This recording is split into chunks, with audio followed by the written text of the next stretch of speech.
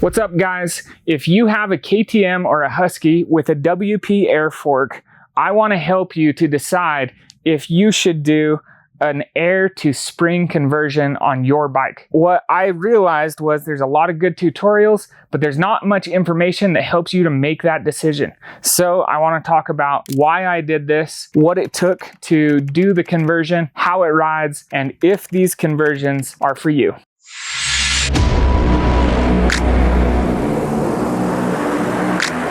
All right, guys, let's dig into this. My name's Tyler Condi. I'm a longtime dirt bike racer, rider. I've had a lot of street bikes and raced mountain bikes a ton. I am a big fan of the Huskies and KTMs, but today I want to talk about the WP AER fork and how I was able to get it to ride better, help me to feel like I have more of an edge for the race. I was doing this in prep for the Gypsy 500. It's actually called the Verb 500, but it's a 500-minute race that's going to be at Mesquite MX in Mesquite, Nevada here in a few weeks. I wanted to level up because I've always felt like this AER fork left a little to be desired. So here's why I decided I need to upgrade my suspension.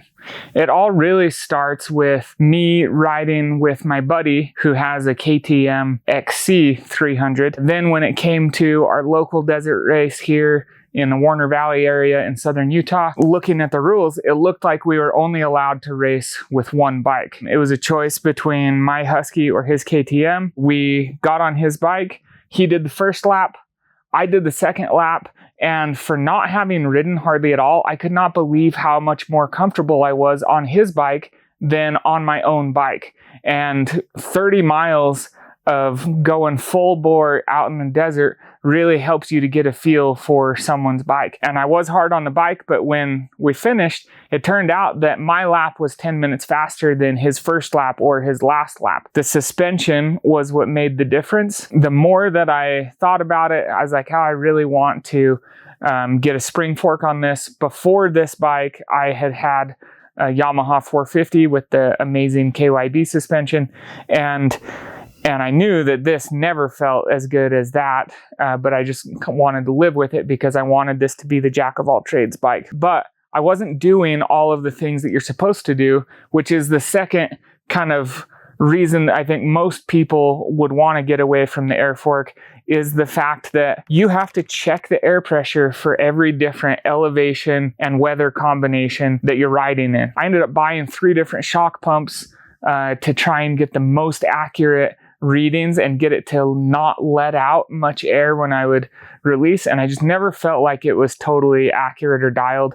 It was always finicky. The problem that I have identified with the AER forks is the first half of the stroke is just not nearly as supple. You can either set the fork soft when you're in turns or hitting rocks, you're going to be riding lower in the stroke, or you can run it up high and then you just have no sensitivity in the small stuff. That's the problem that you're up against with the AER fork. So when it came to choosing a spring conversion for the AER fork, there was a few that were on the market, but the reason that I chose Racetech, the price was pretty good for a do-it-yourself option, and then 2, they're a very proven company and they have very good support, and then 3, they are the only ones who have the DVS sheet and the rider setup stuff on their website. So it makes it really easy to go to racetech.com, put in your riding style, your expert level, your body weight, your bike, obviously, and it will throw out what spring rate you need to get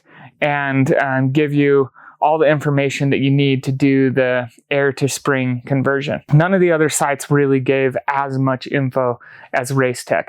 And so that was the main reason that I chose to go with this kit. The big question is, how does it ride and would I do it again? It was a little tricky because I am still stuck in the headset or the mindset that I want this bike to be a jack of all trades bike. My favorite type of racing is the works GP style races, but then I also race desert. I also ride a good amount of hard enduro stuff in southern Utah.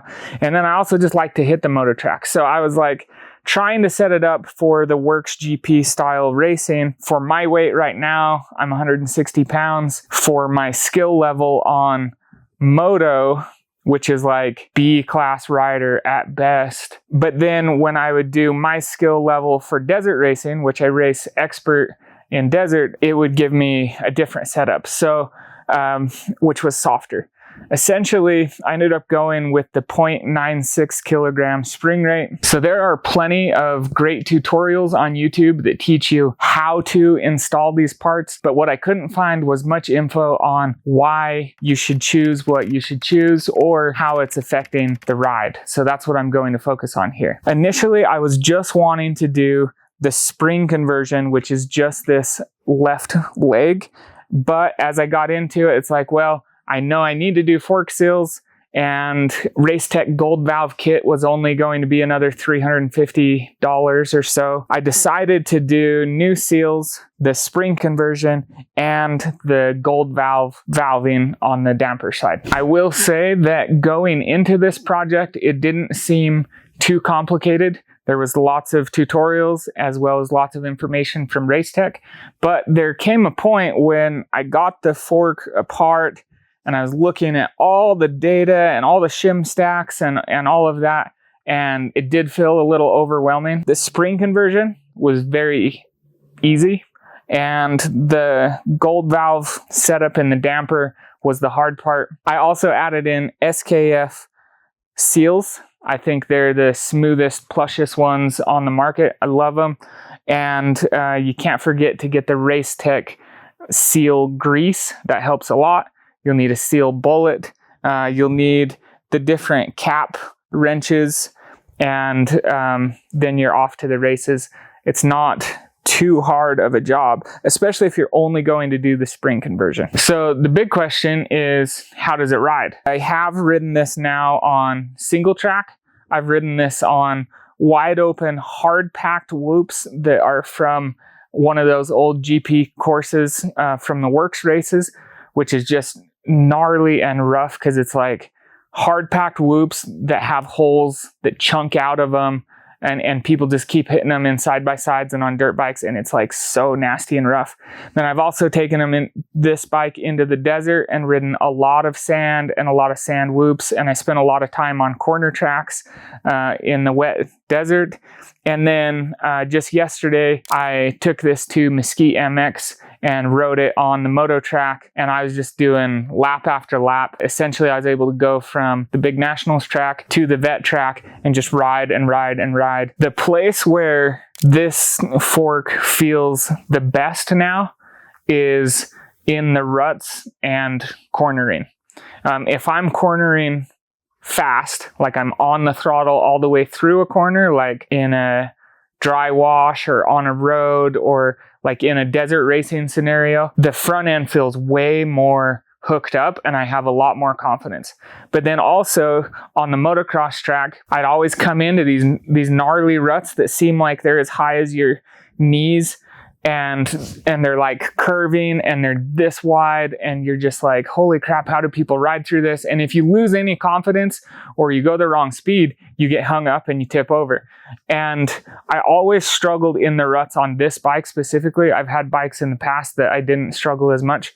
And riding the ruts yesterday on the motocross track, I felt very good. If the ruts were shallow enough that I could stay standing, I was staying standing all the way around the turn and never worried about losing traction with the front or with it like not hooking up. And then if I sat down too, I just felt more comfortable and like I could push harder in that way. The biggest improvements that I got by doing this was in cornering and cornering confidence, whether it's loose, flat, or off camber or in the ruts. I think it's a big improvement.